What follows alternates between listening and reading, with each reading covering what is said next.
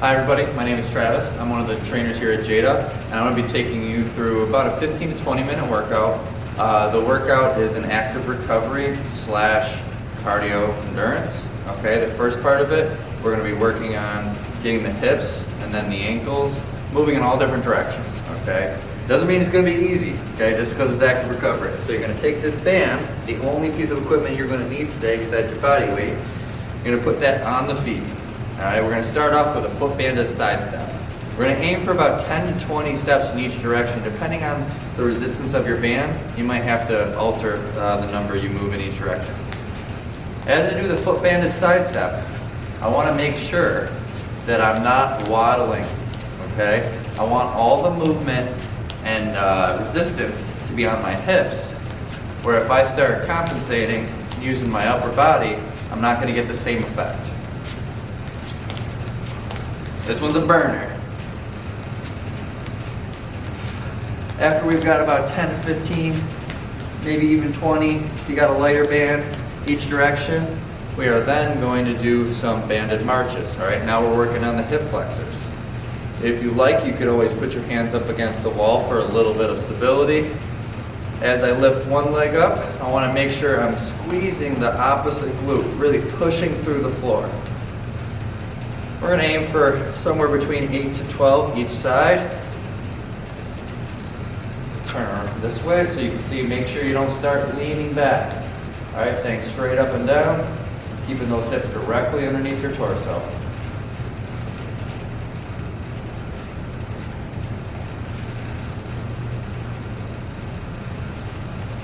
Whew. After we get somewhere in that 8 to 12 rep range, we are then going to do a monster walk. And monster walks are kind of awkward.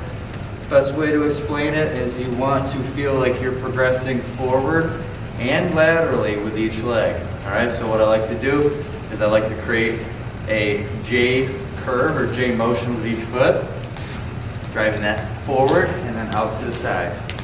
You can move forward and backward, which is what I will do so I don't run into the camera. But I would suggest at first just moving forward.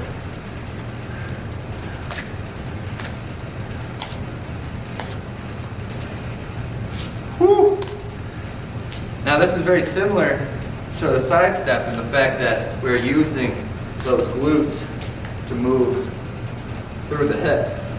Alright, but in this case we are combining the hip flexor as well to get a little bit more of a natural motion as we walk rather than compensating.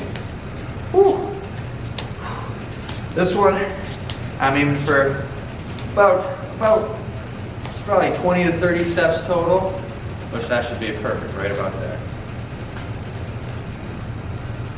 Okay, now we're going to move on to the ankles.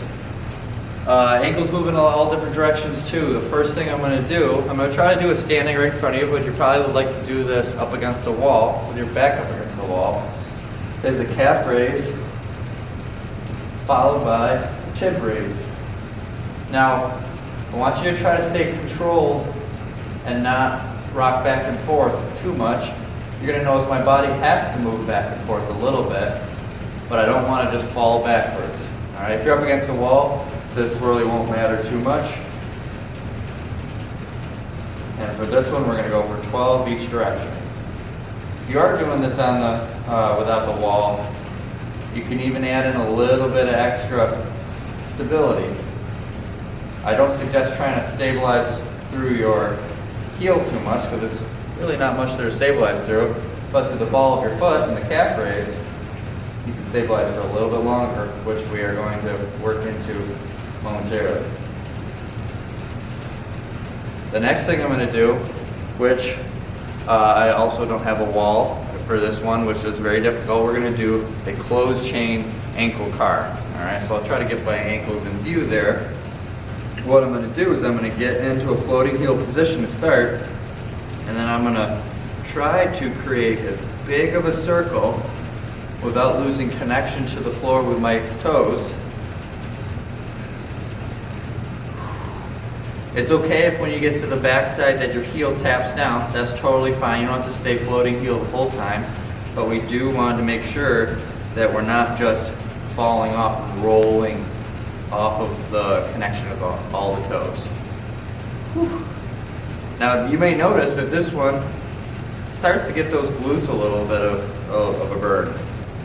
Well, the reason for that is how you load your balls of your foot is pretty related to how you're going to load your legs.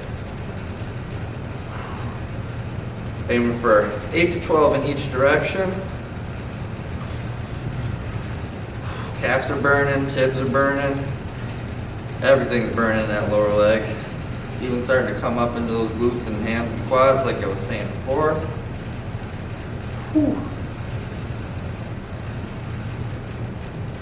All right.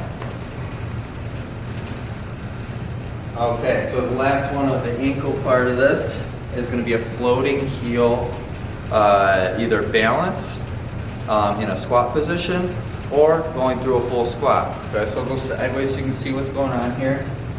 Feet about shoulder width apart or wherever you find that your best squat stance is. Now in this floating heel, I can differ how high my heel is, but as long as the heel's off the ground, then we're good to go. All right, so if you feel less comfortable moving through the whole motion, the whole squat, you can pick a position in the squat to just hold for about 30 to 40 seconds. If you feel more comfortable with going through the full movement, then you can obviously go for a couple reps or the full 8 to 12.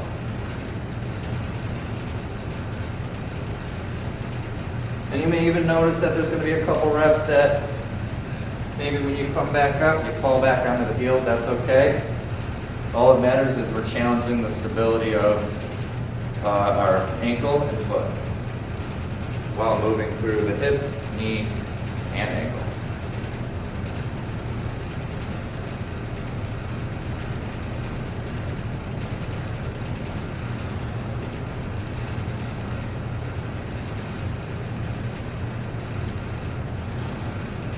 More. Okay, so that's round one of both our hip and ankle movements. You can pause the video right now and you're going to go through that one more time. Once you're done, you pick back up for the cardio that I'm about to start now. Okay, if you have a jump rope, that's awesome. You can use one of those, but today I'm going to be using an invisible jump rope. Biggest thing is I don't want to cheat myself. I want to pretend that I actually have to get that jump rope under each time. Okay, we're going to go through a series of 4 different movements with the jump rope. An alternating jump, basically as if I was marching. Double hops, okay, that's the typical 2, and then the rope moves through. Single hops to high knees. Okay, high knees is basically like alternating, only this time I'm trying to really get as much hip flexion as I can into this. All right, I'll sideways so you can see what that looks like. All right, let's begin. Probably not going to talk a whole lot here because I'm going to be out of breath, and I'm going to do my best to go for 30 seconds. If you have a timer at home, you can use that now. All right, starting with alternating.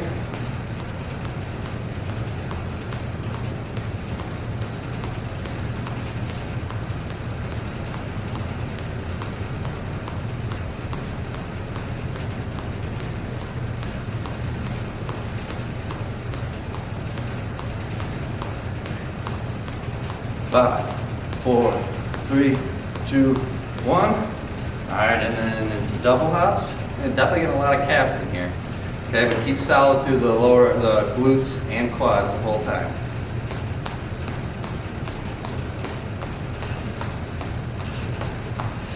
Hopefully I'm syncing up the rope where it should be. Either way, I gotta control that upper body a little bit too.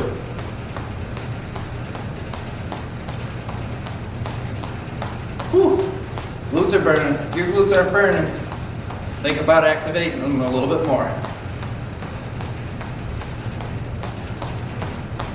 I'm totally off sync. All I know is my glutes are burning, calves are burning. 5, 4, 3, 2, 1. All right. Whew. Single hops now.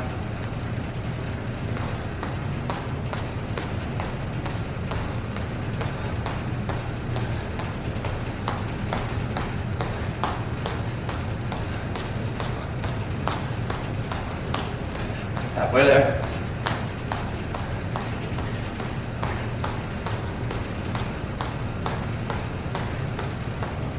5, 4, 3, 2, 1. Whew. All right, the killer, high knees. All right, those knees are gonna start to dwindle off how high you're getting. I'm not worried about speed, okay? But we also don't wanna go too slow. We wanna keep a rhythm. All right, so keep those knees high. Keep those balls of the feet nice and stable, nice and active. Let's see if we get through it. And begin.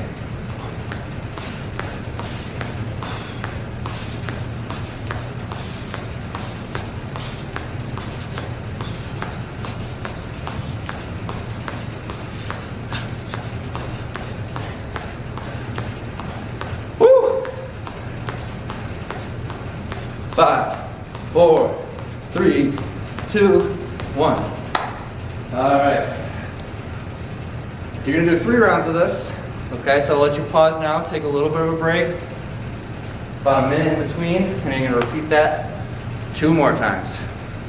All right, the final part of this is gonna be some lateral movement. Okay, yes, we're hopping again, but this time, you can throw the invisible jump rope away.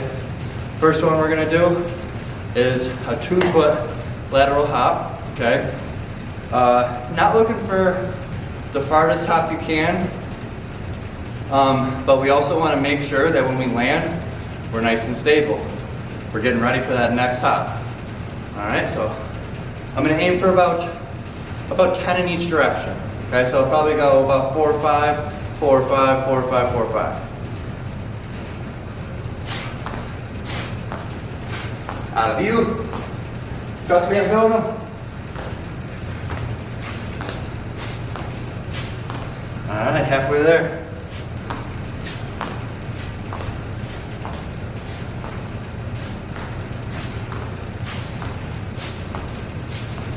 All right, the next lateral hop we're gonna do is gonna involve even a little bit more stability because we're gonna do it with single leg. All right, so as I land, my goal is to keep that second leg only on the ground until I transfer into the next rep. So what I mean by that is I'm going to hop, stabilize, step back down, hop, stabilize. All right, same thing, we're going for 10 each direction. So go way back here so maybe you can see more. If you have to take another little hop, that's fine. Reset, explode, reset, explode. Woo.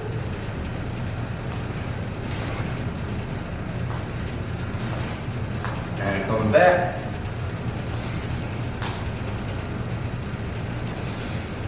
Woo. Not so good on the left.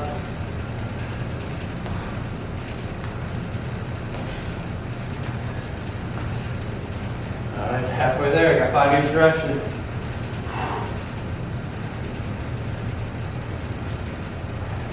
Another 5.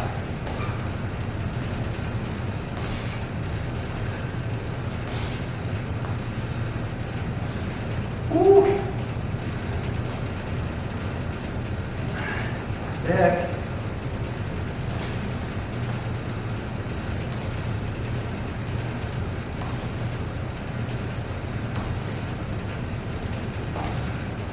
All right. That concludes my workout for right now. But you're gonna pause it right now and you're gonna go for 2 more rounds of that.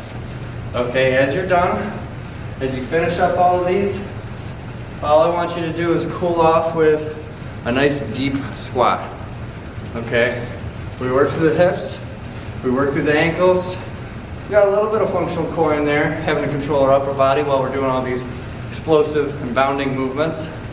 But they could probably use a little bit of a stretch here at the end. All right, so I'm just gonna get settled into my squat,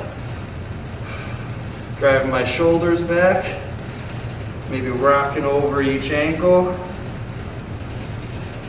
a couple seconds at a time, maybe even taking my hands off. That means I gotta use my own glutes to keep those knees from wanting to collapse in on me. Just hanging out here for a little while. Now for some people that have a little bit of restricted mobility, you might notice a big help from throwing a wedge or a book or something under your heel. So you can sit down in here for a little bit longer. If you're having trouble with that, then just come down for a little bit, come back up, relax, maybe even do a nice little hinge. Now, reaching the ground is not a requirement for this, but keeping good load through the core, right? Stable spine, loaded hips, while I'm stretching those hamstrings. That's the most important part. Come back up, back into our deep squat. Hanging out here for a little bit, rocking over the heels. And now, you're officially done.